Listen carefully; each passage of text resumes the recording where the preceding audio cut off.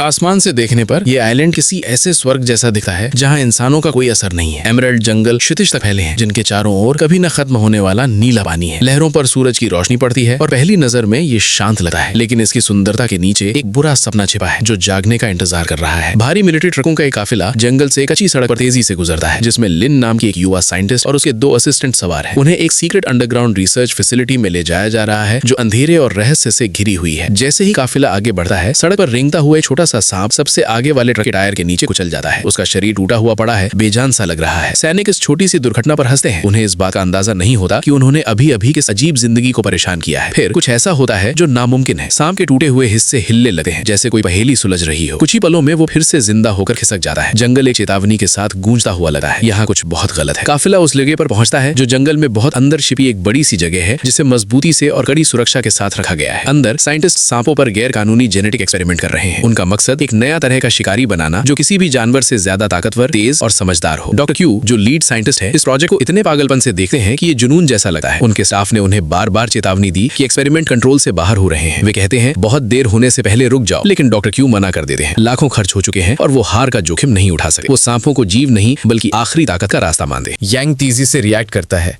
बचे हुए लोगों को कॉरिडोर से गाइड करता है, उन्हें चुपचाप चलना सिखाता है, क्योंकि ये सांप वाइब्रेशन और आवाज से शिकार करते हैं, देखने या सुनने से नहीं। हर कदम, हर दिल की धड़कन मौत को बुला सकती है। दूसरों को बचाने के लिए कुर्बानी दी जाती है। जू नाम का एक जवान लड़का राक्षस को एक फ्रीजिंग चेंबर में फुसला कर ले जाता है और खुद को अंदर बंद कर लेता है। उसकी हरकतों से बाकी बचे लोगों को भागने का मौका मिलता है, लेकिन उसकी अपनी जान चली जाती है। यान बेबस होकर देखता है कि कैसे बर्फ उस जीव और उसके दोस्त को घेर लेती है, दुख और गुस्से में डूबी भावनाएं।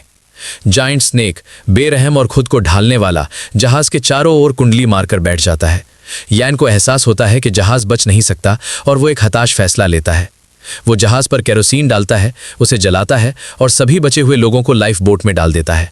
जैसे ही राक्षस लहरों के नीचे गायब होता है, आग जहाज को जला देती है। बचे हुए लोगों को लगता है कि वे बच गए हैं, लेकिन बुरा सपना अभी खत्म नहीं हुआ है। उनकी लाइफ बोट्स दूसरे आइलैंड पर पहुंचती हैं।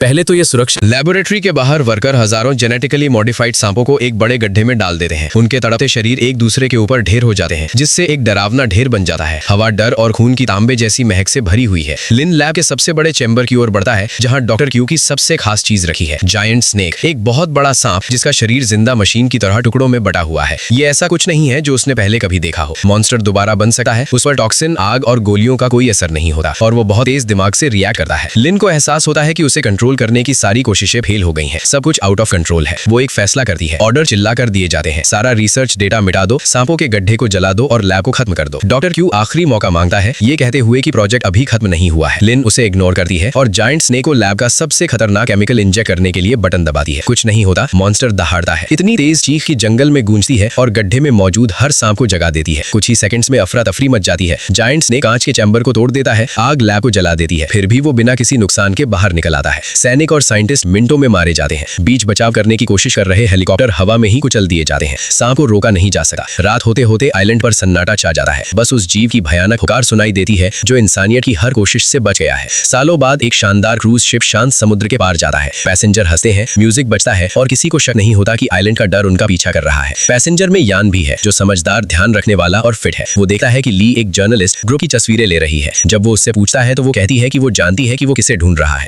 लेकिन इससे पहले कि कोई बातचीत आगे बढ़ पाती, शिप जोर से कांपने लगा है। हजारों सांप हल से निकलकर डेक पर रेंगने लगे हैं। दहशत जंगल की आग की तरह फैल जाती है। जायंट स्नेक परछाई से निकलता है, जो पहले से बड़ा और ज्यादा खतरनाक होता है। मौत उसका रास्ता देखती है। हंसी की जगह चीखें सुनाई देती हैं और कभी शानदार रहा शिप एक तैरता हुआ बुरा सपना बन जाता है। लगता है, लेकिन जमीन कांपने लगती है। खून को महसूस करते हुए धरती से बड़े बड़े पत्थर जैसी खाल वाले जीव जागते हैं। ये अंधे शिकारी सर्फ का शिकार करने के लिए निकलते हैं।